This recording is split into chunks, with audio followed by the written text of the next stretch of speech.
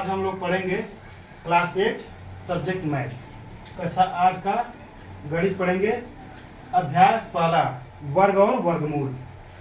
तो सबसे पहले वर्ग और वर्गमूल को पढ़ने से पहले हम सबसे पहले जानेंगे वर्ग किसे कहते हैं। क्या वर्ग किसे कहते हैं? वर्ग जब किसी संख्या को उसी संख्या में गुणा किया जाए तो प्राप्त गुणनफल उस संख्या का वर्ग कहलाता है। जैसे कह रहे हैं कि जब किसी संख्या को उसी संख्या में गुणा करें तो प्राप्त गुणनफल ही उस संख्या का वर्ग होता है। एक बार फिर से देखते हैं। जब किसी संख्या को उसी संख्या में गुणा करें तो प्राप्त गुणनफल उस संख्या का वर्ग होता है। ठीक है, तो वर्ग समझ में आ गया। अब कुछ संख्याओं का वर्ग हम देखते हैं, उसके बाद आगे बढ़ते हैं। कुछ संख्याओं का वर्ग देखते हैं, उसके बाद आगे बढ़ते हैं। जैसे एक का वर्ग 1 होता है, 2 का वर्ग 4 होता है, 3 का वर्ग 9 होता है, 4 का 16 होता है, 5 का 25 होता है, 6 का 36 होता है, 7 का 49 होता है, 8 का 64 होता है, 9 का 81 होता है, और 10 का 100 होता है, 11 का 121 होता है, और 12 का 144, 13 का 169, 14 का 196, और 15 का 225। हम वर्ग कुछ संख्याओं का इसलिए लिखे हैं क्योंकि इसमें अभी देगा कि पूर्ण वर्ग ज्ञात कीजिए, कहेगा कुछ संख्या देगा और कहेगा पूर्ण वर्ग ज्ञात कीजिए। तो हम ये जो संख्या लिखे हैं 1 से 15 तक का वर्ग लिखे हैं, पूर्ण वर्ग लिखे हैं। तो अब इसमें कहेगा कि पूर्ण वर्ग संख्या ज्ञात कीजिए। क्या ज्ञात कीजिए? पूर्ण वर्ग संख्या। अब प्रश्नावली, अब इसमें आ जाएंगे हम लोग। प्रश्नावली 1.1, प्रश्नावली 1.1। ठीक है, इसमें कह रहा है पहला सवाल कह रहा है कि निम्नलिखित संख्याओं में से कौन सी संख्याएं पूर्ण वर्ग है? कौन सी संख्याएं पूर्ण वर्ग है? निम्नलिखित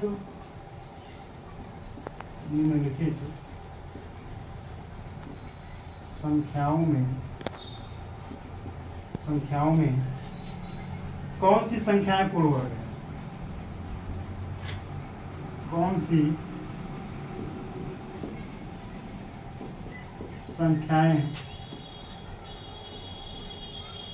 पूर्ण वर्ग है?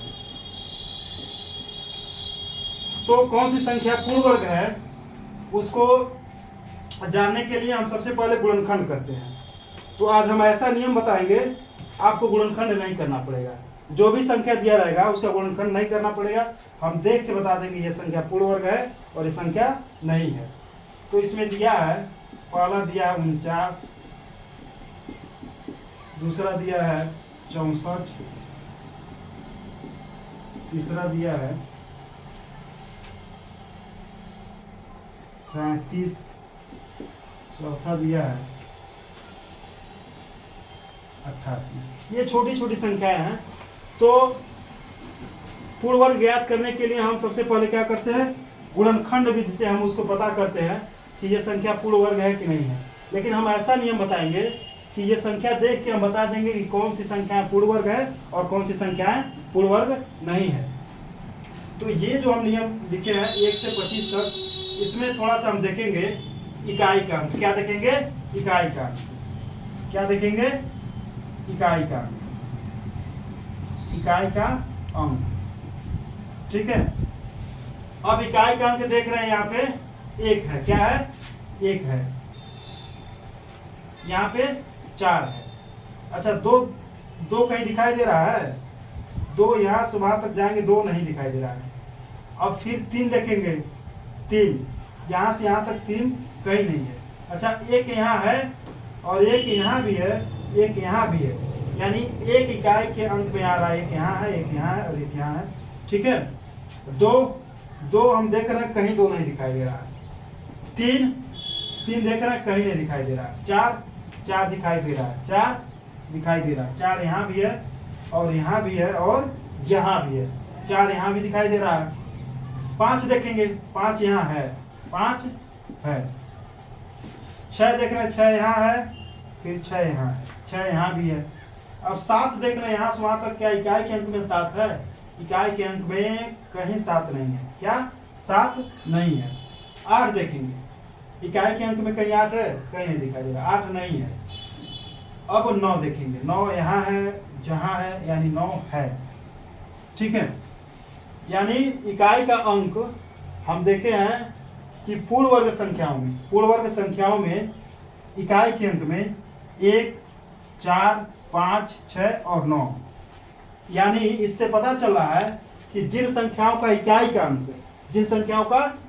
अंक 1, 4, 5, 6 और 9 हो, तो वो संख्या पूर्ण वर्ग हो सकती है। यानी हम कह सकते हैं, लिख सकते हैं,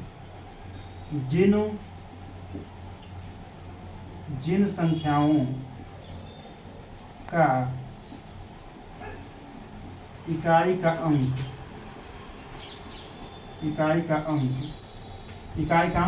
क्या 1, 4, 5, 6 व 9, जिन संख्याओं का इकाई का अंक 1, 4, 5, 6 व 9 हो, तो वो संख्या क्या हो सकता है? वो पूर्ण वर्ग हो सकता है। क्या हो सकता है? पूर्ण वर्ग हो सकता है।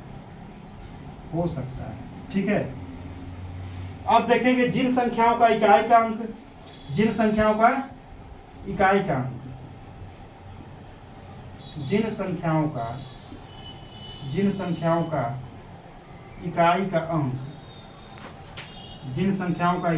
अंक, अब इसमें क्या क्या छूटा है? 1 से 10 तक के संख्याओं में क्या क्या छूटा है? अच्छा, अभी 0 यहाँ पे देखिए, 0 भी छूटा है। 0 हम ले सकते हैं। ठीक है, यहाँ 0 ले सकते हैं, 0 ले सकते हैं। ठीक है, यानी जिन संख्याओं का इकाई का अंक 0, 1, 4, 5, 6 व 9 हो, तो उनसे बनने वाली संख्याएं पूर्ण वर्ग हो सकती हैं। और जिन संख्याओं का इकाई का अंक क्या क्या बचा है? 2, 3, 7 व 8। ठीक है, जिन संख्याओं का इकाई का अंक 2, 3, 7 व 8 हो, तो वह संख्या पूर्ण वर्ग नहीं हो सकता है। पूर्ण वर्ग नहीं होगा। ठीक है, पूर्ण वर्ग नहीं होगा, कभी पूर्ण वर्ग होगा ही नहीं। जिन संख्याओं का इकाई का अंक 2, 3, 7 व 8 हो, तो वो संख्या कितना भी बड़ा हो या छोटा हो, वो कभी पूर्ण वर्ग नहीं होगा। और जिन संख्याओं का इकाई का अंक 0, 1, 4, 5, 6 व 9 हो, तो उससे बनने वाली संख्या पूर्ण वर्ग हो सकता है। तो इसमें थोड़ा सा हम देख लेते हैं, इकाई का अंक क्या है? 9 है। इकाई का अंक 9 है, तो इसमें देखते हैं इकाई का 9 है, तो ये पूर्ण वर्ग हो सकता है। और पूर्ण वर्ग है भी, पूर्ण वर्ग है। ठीक है, 7 का ये वर्ग है, तो ये जो है ये हमारा पूर्ण वर्ग है। क्या है? पूर्ण वर्ग है। 64 देख लेते हैं, 64, 4 इसमें आ रहा है, 4 आ रहा है, यानी ये पूर्ण वर्ग हो सकता है। और 64 पूर्ण वर्ग है, किस संख्या का पूर्ण वर्ग है? 64 जो 8 का वर्ग है, 8 का है। 37 देख लेते हैं, यहाँ पे 7 इसमें आ रहा है, यानी ये पूर्ण वर्ग कभी नहीं हो सकता है। पूर्ण वर्ग नहीं हो सकता है। क्यों? क्योंकि इकाई के अंक में 7 आया, इसलिए पूर्ण वर्ग नहीं हो सकता है। अब देखते हैं ये वाला 8 दिया हुआ है, इसमें आ जाते हैं इकाई के अंक में 8 है, यानी ये पूर्ण वर्ग नहीं होगा। यानी जिन संख्याओं का इकाई का अंक 2, 3, 7 व 8 हो, उसको हम सीधे कह सकते हैं वो पूर्ण वर्ग नहीं होगा। और जिन संख्याओं का इकाई का अंक 0, 1, 4, 5, 6 व 9 होगा, उसको हम कह सकते हैं ये पूर्ण वर्ग हो सकता है। ये पूर्ण वर्ग हो सकता है। तो आज बस हम इतना बताएंगे कि कौन कौन सी संख्याएं पूर्ण वर्ग है और कौन सी संख्याएं पूर्ण वर्ग नहीं है। तो अभी इससे जितना हम बताएं इससे तो क्लियर हो ही गया होगा कि कौन संख्या पूर्ण वर्ग है कौन सी नहीं है। आपको गुणनखंड नहीं करना पड़ेगा कि गुणनखंड करके पता करें कि ये पूर्ण वर्ग है कि नहीं है। कैसे? अभी बताया है कि जिन संख्याओं का इकाई का अंक 0, 1, 4, 5, 6 व 9 हो तो वो संख्या पूर्ण वर्ग हो सकता है, और जिन संख्याओं का इकाई का अंक 2, 3, 7 व 8 हो तो कभी पूर्ण वर्ग नहीं होगा। ठीक है, कितना भी बड़ा संख्या लिख दिया जाए, जैसे अगर यहाँ लिख दिया जाए 3678, ठीक है। अब यहाँ हमको देखना क्या है, इकाई का अंक देखना है। क्या देखना है? इकाई का अंक देखना है। तो ये हमारा पूर्ण वर्ग नहीं होगा। ठीक है, अगर कह दिया जाए 625 बताइए पूर्ण वर्ग है, तो यहाँ पे हम आएंगे देखेंगे 5 है, क्या 5 है, तो ये पूर्ण वर्ग हो सकता है, पूर्ण वर्ग हो सकता है। और ये 625 किसका वर्ग होता है? 625 किसका वर्ग होता है? 25 का होता है। किसका? 25 का। 25 का वर्ग कितना होता है? 625। ठीक है, तो अगले वीडियो में हम बताएंगे गुणनखंड विधि से संख्याओं का जो संख्या दिया हुआ है उसको हम पता करेंगे कि ये पूर्ण वर्ग है कि नहीं है। ठीक है, आज के लिए बस इतना रहने देते हैं कि आपको देख के पता हो जाएगा कि संख्या पूर्ण वर्ग है कि नहीं है। ठीक है।